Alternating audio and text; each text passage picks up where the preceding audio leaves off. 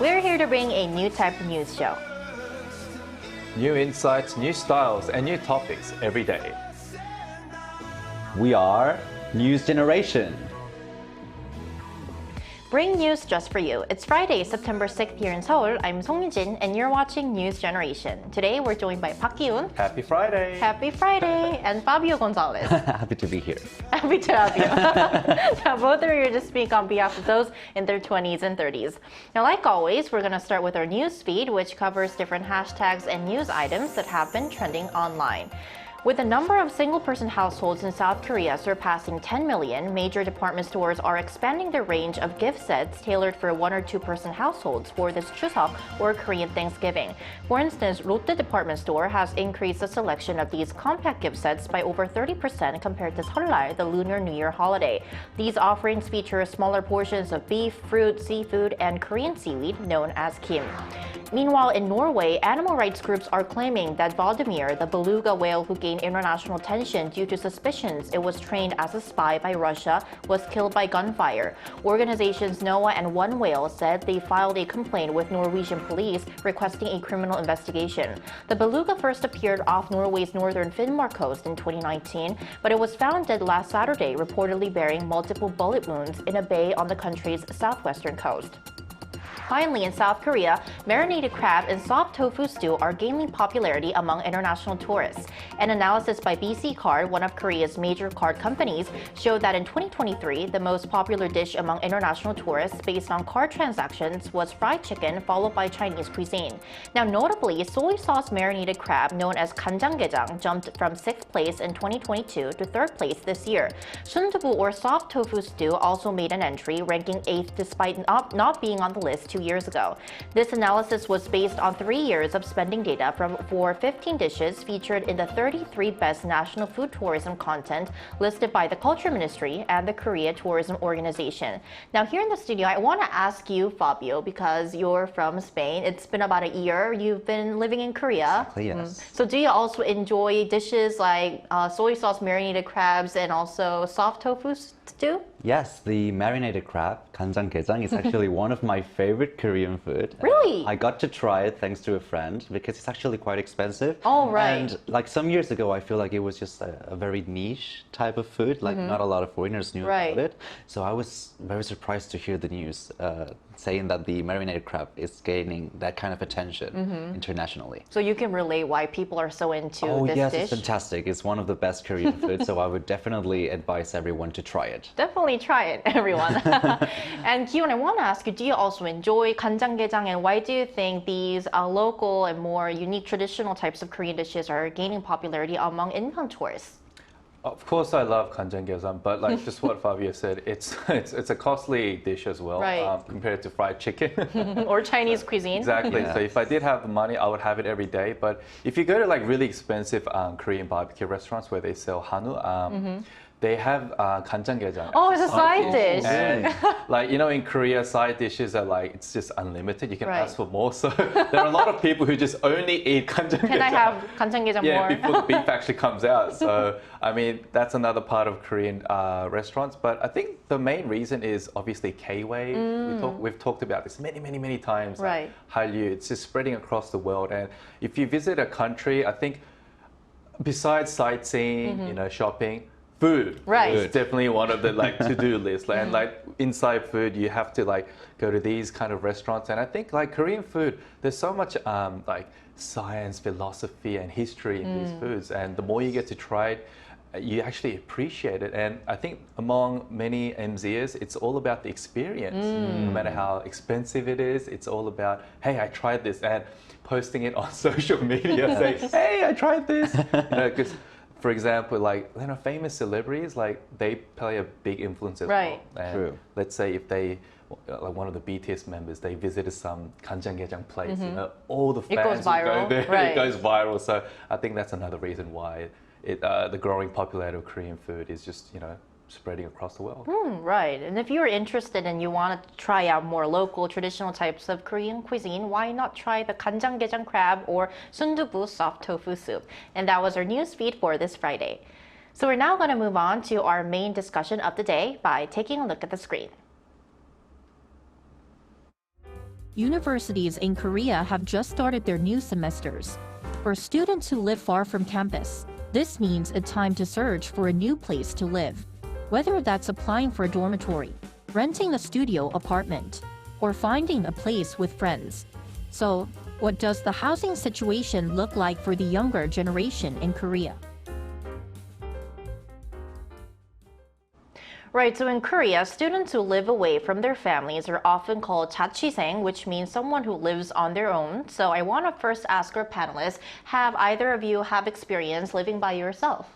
I actually haven't up until now, but right now I've been living with my brother for a good 5 years. But back in Sydney, Australia, I used to live with my mom and my brother. But I think living with my brother, sometimes it feels like living on my own because we're both working. And like if he goes on a business trip, You're by yourself. yeah, I'm by myself, and I love it. The freedom. He actually went on a business trip today in the morning, so I have the house to myself until like the beginning of Chuseok. So I'm really looking forward to actually experiencing living alone. Hope you get the most out of your free I will. time. I might have a house party. You're invited, Fabio. How about me? Thank you. And of course you. And what about you, Fabio? Well, of course, when I was living in Spain, I did have to move to Madrid when I was a college freshman. So I did live with my sister for 5 years. And I had a very similar situation with Hyun because our schedules were very different. So we did have our own space a lot of the time. And now, since last year, I did start living on my own here in Korea, which was actually a very big change. Right, because obviously definitely. living alone is a big change. In a on its new own. country. And then in a new country is definitely a big experience. But right. definitely having a lot of fun.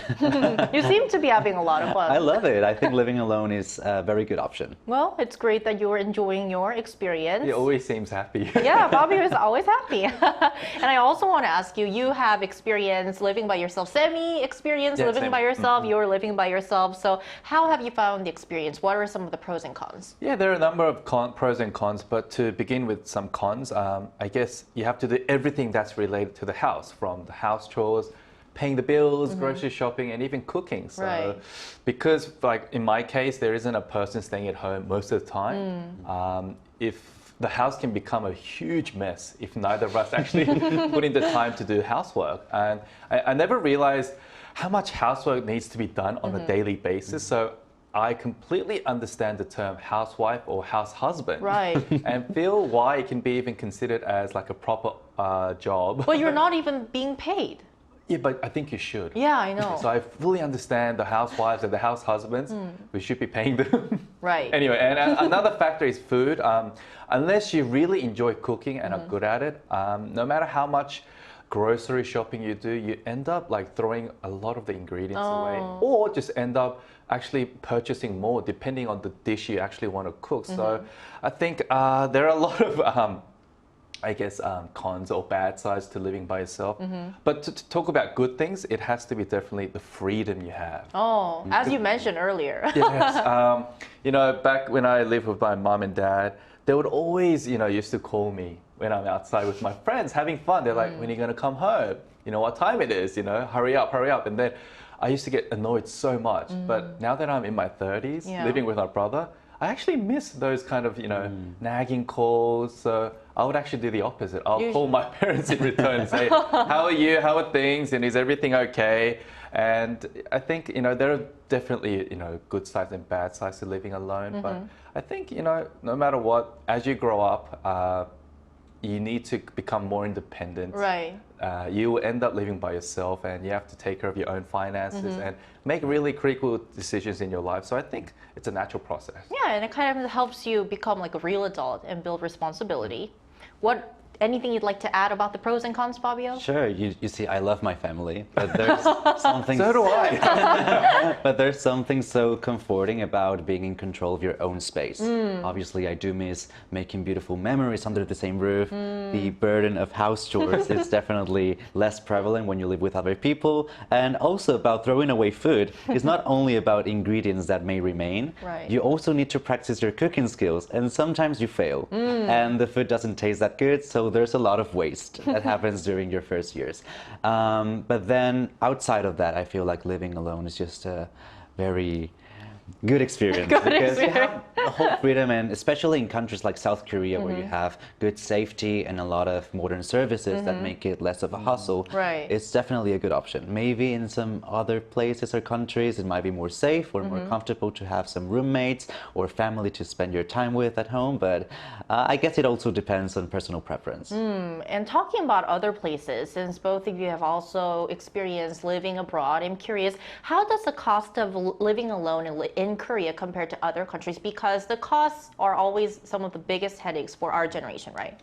It definitely is. I've never actually lived for myself in Sydney, but from my memory, in Sydney, it is like a weekly or bi-weekly rent system. So if you don't actually pay on time, the real estate agent would kick you out immediately. So it can feel very burdensome if you don't have a stable job with sufficient income. And unlike Sydney, Korea has that unique 전세 deposit system where you can have, if you have a large sum of money, you can use it as a deposit to live in a place for 2 years without paying any rent.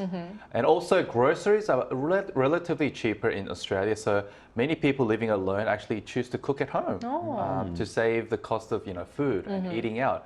But on the contrary, in Korea, many of my friends who live alone, they just get food delivered almost every single day. Right, because almost everything is available. Exactly, it's super convenient. There are so many great platforms, and it's super fast as well. And so I think food cost is a big expenditure here in Korea as someone who lives alone. This includes myself as well. Like, if I can't be bothered cooking at home, I'll just ask my brother, let's just order in food. And it's so simple, it's convenient, and it's super nice as well. It is indeed. So we've taken a look at the situation in Australia. How is the situation looking like in Europe, Fabio? Well, most European cities, I have to say, are very expensive when it comes to living costs. I feel like Madrid is not the most expensive among them, but it's definitely not an exception. A lot of people will know about this. And I feel like one of the problems is that a lot of European cities, they have a very long history and they are very centralized. So you have the center and then you have the outskirts. And most people just want to live in the center, where you have the most opportunities, you have the best houses, the best restaurants, but that also means that you have the highest prices. And with Korea, I feel like it's a very big city, and most of the popular neighborhoods are kind of like spread out. You have Gangnam in one part, and then you have Hongdae, Itaewon. All of them are kind of apart from each other.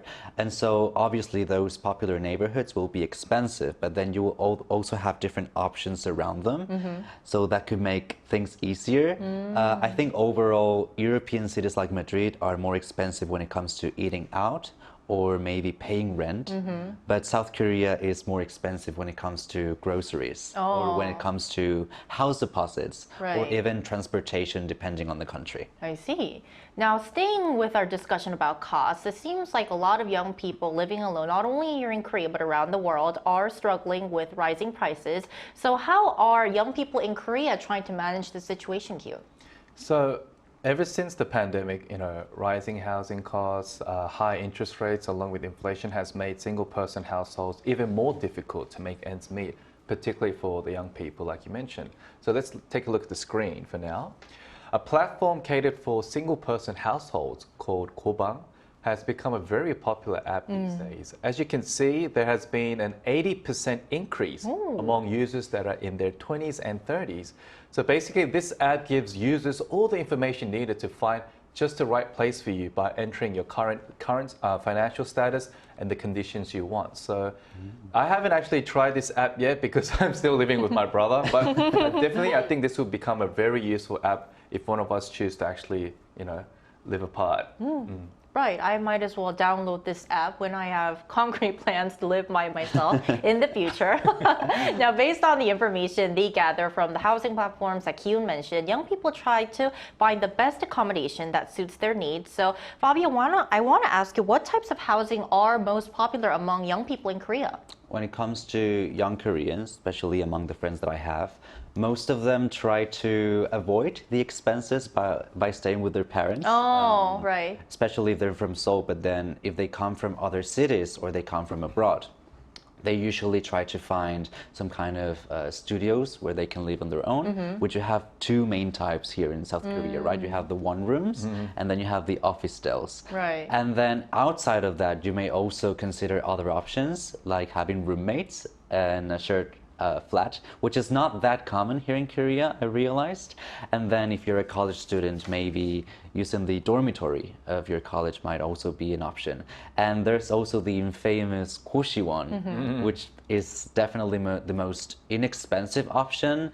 It's not for everyone, but I feel like it's also an option that is there that a lot of people could actually rely to. Right. Now, to find out what's it like in other countries, we also asked our viewers about their experiences living alone and the types of housing that are popular in their countries. And here's what 3 of them had to say. If we look at the comments, SunnyJ99 says, co-living is rising in the US, especially in large cities or near a campus. The housing market has skyrocketed continuously, so co-living is a cost-effective way to live in these locations. Leontail93 says, I have always lived with my family since birth. In Singapore, there is a growing trend towards co-living and shared housing arrangements, especially among young professionals and students. This is due to several factors like rising housing costs, flexibility, and convenience. Lee Jo family says in Australia, it is far too expensive for people to live by themselves, especially if you plan to live in the city. So most people live with flatmates, which brings the rent down, but it's still not cheap. I lived by myself once and I was paying up to 500 Australian dollars a week for a very old one-bedroom flat with no heating or air conditioning. Right, so we've taken a look at our viewers' comments. Now, to find out more about the housing culture in Korea, we're going to invite an expert to our talks right after this break.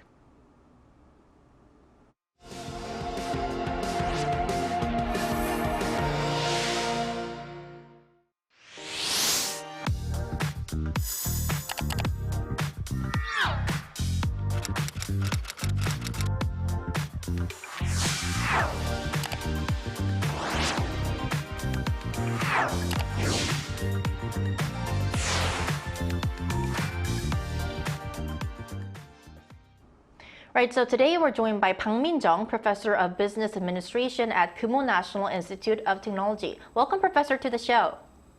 Hello, thank you for having me today. Thank you for joining us. So let's go straight into our question. Our first question for you is, what are the current housing trends among the younger generation in Korea, and how is this different from the past, such as our parents' generation? Yeah, actually, the young generation in Korea is developing housing patterns that differ significantly from the past. They no longer see homes as just as places to live, but these days they consider it as spaces to express their unique lifestyles. So furthermore, due to high living costs of these days, many prefer to share living arrangements such as co-living spaces or shared houses. So I think this trend reflects their desire to reduce financial burdens while embracing a more communal and experiential ways of living. So in particularly also Korean young generation is now focused on personalizing their living spaces. So they invest heavily in their buying to home decoration or enjoying to buy some of DIY furnitures to create their own personalities. And furthermore, after COVID-19, the expansion of remote work, housing choices has changed among young generations because they don't need to commute every day. So nowadays, they prefer to live in suburban or not a big city compared to the past. So I think this is so different from our parents' generations because parents' generation only to focus on to buy bigger homes for large family, and they also consider home is just a target for their investments. This is so different. Thank you, Professor. Given that the younger generation is struggling with high living costs, are there any government support measures available right now? Yeah, the Korean government has tried to introduce a lot of and several measures to help young generation with high living costs, especially for housing. So some of things is that the first is a housing assistance program.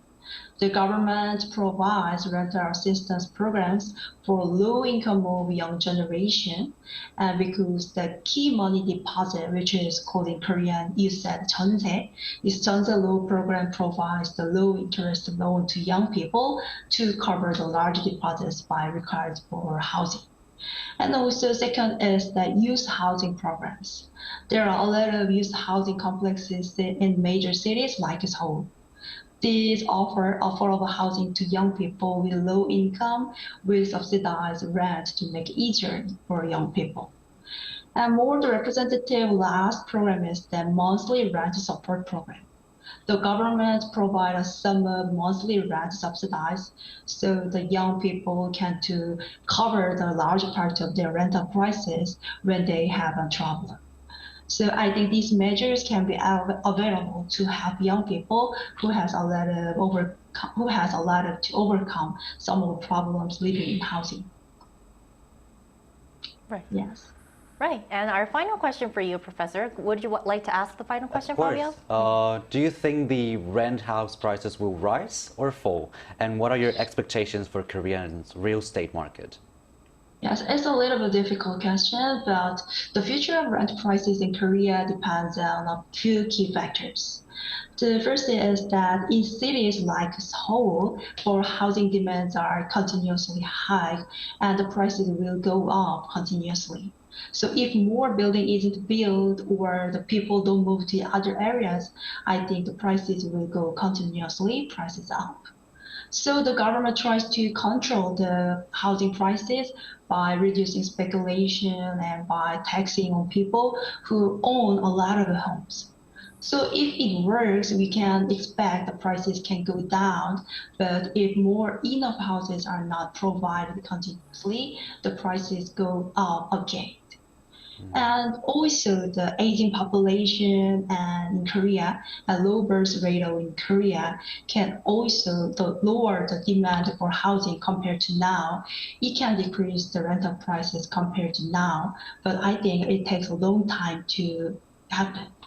So in a short-term perspective, we can expect the high demands and the limited housing can rent prices go up again. But in the long term, the government actions and changing the demographic changes can also down the decrease of the rental prices in the future. All right. Thank you so much for your time and your insights today, Professor Park. Thank you. Thank you. Thank you. Right, so hope our discussion today helped you know more about the housing trends among the younger generation here in Korea. And that's all from us today, but NewsGen will be back next Monday at 9:30 a.m. Korea time. Special thanks today to Park Ki-un It's always a pleasure. and Fabio Gonzalez. It was so fun. And thank you everyone for watching and hope you have a lovely weekend. We are News Generation.